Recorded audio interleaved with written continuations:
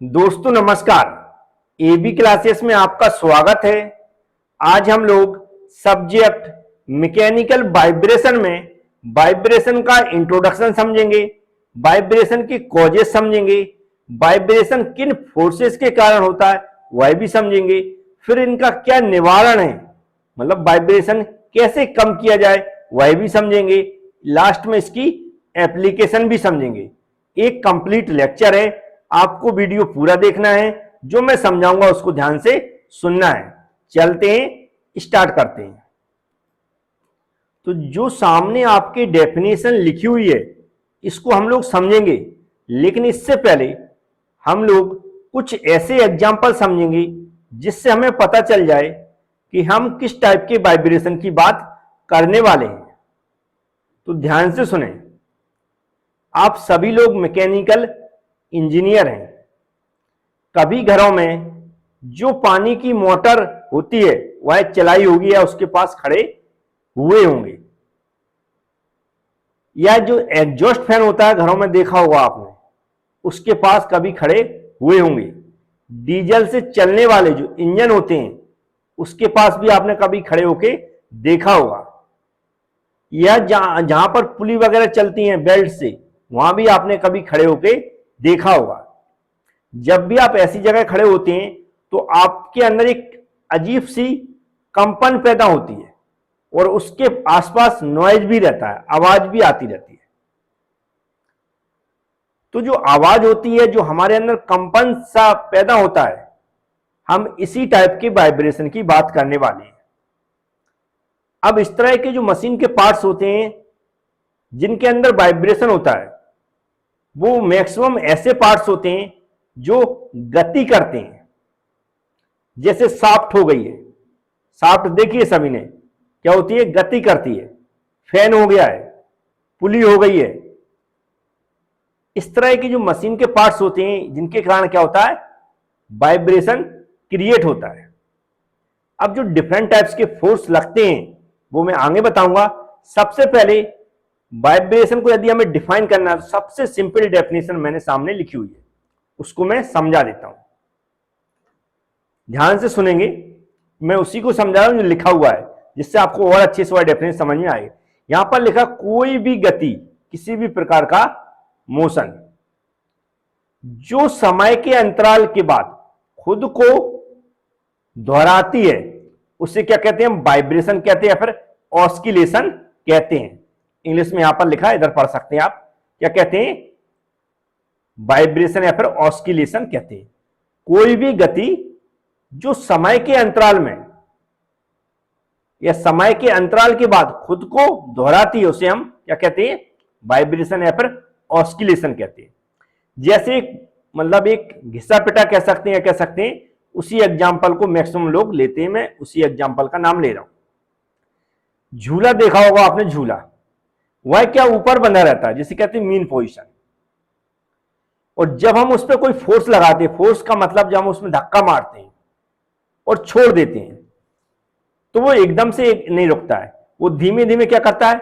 आगे जाता है, फिर पीछे आता है, फिर आगे जाता है, पीछे, ऐसे धीमे धीमे करके क्या करता है? रुकता है। उसका मतलब क्या होता है? जो यहां लिखा, समय के अंतराल के बाद खुद को दोहराना, यही वर्ड है जो झूला का जो वहां पर करता है ना, आगे जाता पीछे आता, आगे जाता पीछे, जिसका मतलब क्या होता है? वह समय के अंतराल के बाद खुद को दोहराता है। उसी को हम क्या कहते हैं? वाइब्रेशन या फिर ऑस्किलेशन कहते हैं। अब यहां पर झूला कोई मशीन नहीं है, यहां पर हम मशीन की बात कर रहे हैं। तो मशीन में झूला टाइप का कहां होता है? तो ध्यान से सुने। जो बॉडी या किसी भी मशीन की जो बॉडी होती है, किसी ना किसी मटेरियल की बनी रहती है, सभी जानते हैं। तो ऐसी बॉडी जिनके अंदर इलास्टिक गुण होता है, इलास्टिक प्रॉपर्टीज होती है। इलास्टिक प्रॉपर्टीज सब लोग जानते होंगे। एक ऐसा मटेरियल जिसके ऊपर फोर्स लगाने से जब उसकी स्थिति में परिवर्तन होता है, यदि हम फोर्स को हटा लें तो वह अपनी फिर से ओरिजिनल अवस्था में पहुंच जाता है। ऐसी प्रॉपर्टी जो हम कहते हैं इलास्टिक प्रॉपर्टी। तो यदि मान लो मशीन के किसी पार्ट्स में इलास्टिक प्रॉपर्टीज है, तो उस पर जब हम फोर्स लगाएंगे, भाई फोर्स लगाएंगे और फोर्स हटा लिया मैंने, तो वह फोर्स हटाने के बाद जिस वस्तु में हमने फोर्स लगाया, जिस मशीन के पार्ट्स में फोर्स लगाया, वह मटेरियल क्या होगा, अपनी ओरिजिनल अवस्था में पहुंचने की कोशिश करेगा। तो जब वो ओरिजिनल अवस्था में पहुंचेगा उस दौरान क्या होगा, ये जो डेफिनेशन में लिखा है यही होगा, समय के अंतराल के बाद खुद को दोहराती है, धीमे धीमे वह अपनी ओरिजिनल अवस्था में पहुंचती है। समझ में आ गया होगा। अब जो इलास्टिक गुण आप सोचते होंगे कि हमने मटेरियल में मान लो दबा दिया, वो आपको दिखता है या वो बहुत ज्यादा दबी हुई दिखेगी, तो कुछ पार्ट्स होते हैं उनमें दिखती भी है, जैसे स्प्रिंग को आप दबा देना, एक क्लियर दिखेगा, है ना।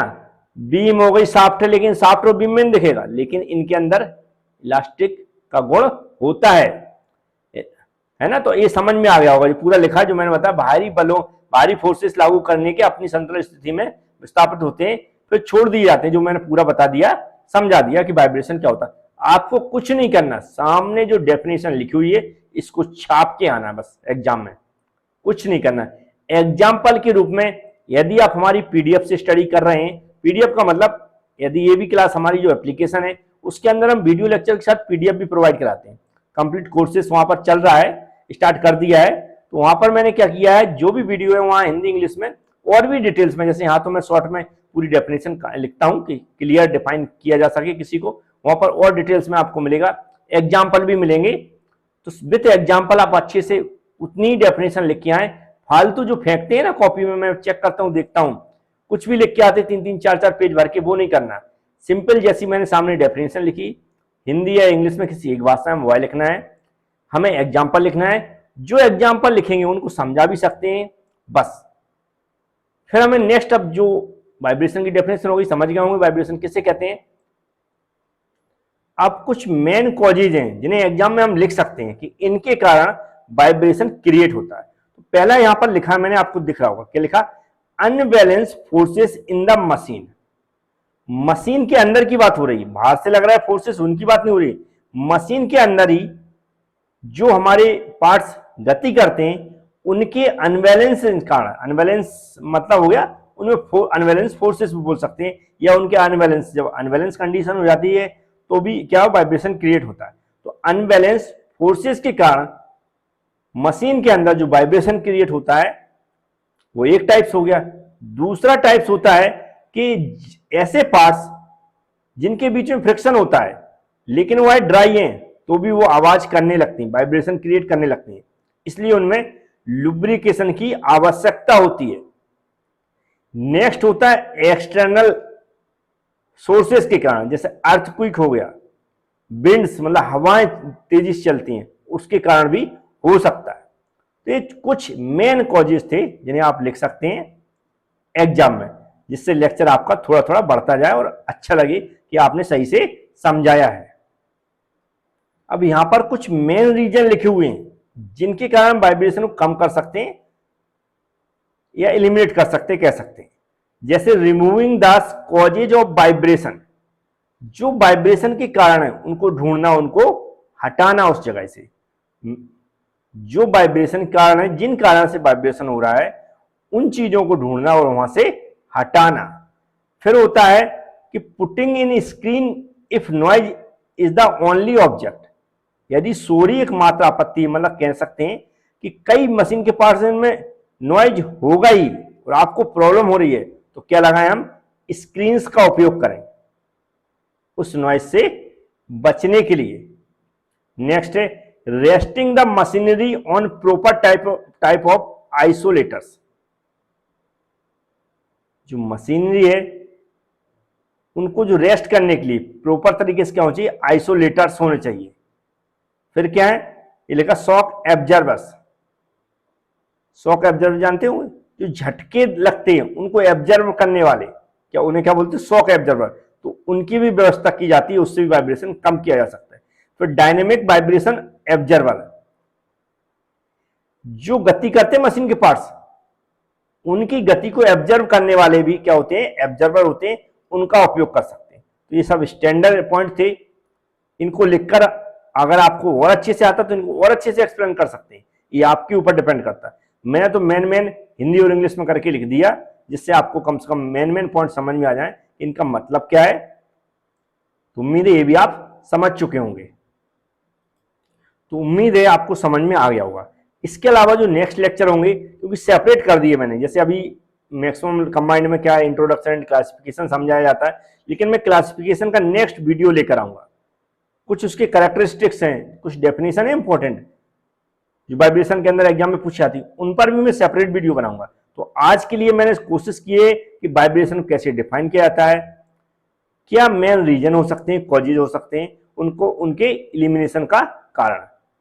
पीडीएफ में बहुत अच्छे से लिखा, उसमें पढ़ लें आप, कोई प्रॉब्लम की बात नहीं है। इतना जो वीडियो लेक्चर के थ्रू मैंने समझाया, इससे आपको मदद मिलेगी एक्सप्लेन करने में। जो फालतू सालतू लिखते हो कॉपी में, उससे आप बच जाओगे और एक प्रॉपर तरीके से जो थ्योरी में क्वेश्चन पूछा जाएगा थ्योरी एग्जाम में, वह आप लिखकर आ सकते हो। Thank you friends.